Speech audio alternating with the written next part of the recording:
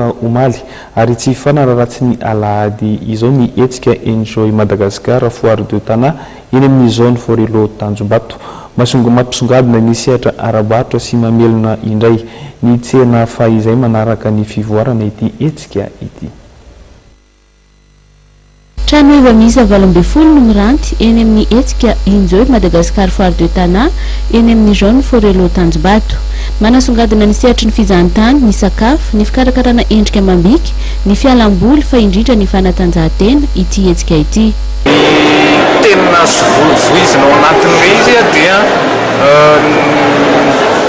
any amerenana ny conceptsika zoma fahizay sy zoma tamin'ny endriny taloha kory fa zoma amin'izao andro iainantsika amin'izao taonjato iainantsika izao zany hoe événement tena commercial mba ahafahana mametraka an'izay foto-kevitra zoma fahizay izay amin'ny endriny amin'izao fotoana izao iainantsika amin'izao fotoana izao.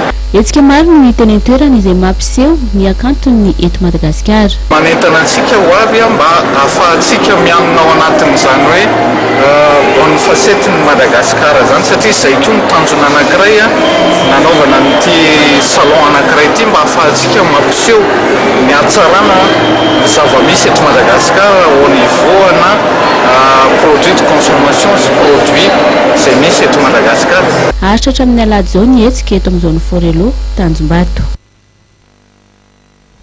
Dia indray tokilasy togovavy ny fanadidina entina manakatona ny fampahalalam-baovao tsika tamin'ity alina ity. Sodra laleta ilay tokantrano tany naharitra anjery hatramin'ny farany. Manome fotoana indray ny sampona fampahalalam-baovao ny fahitalavitra materieo amin'ny rahampitso indray. Veloma tompokila, veloma tompoko vavy.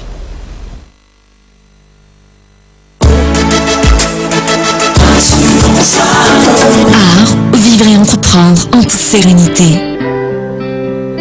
Nous tenons tout, nous vivons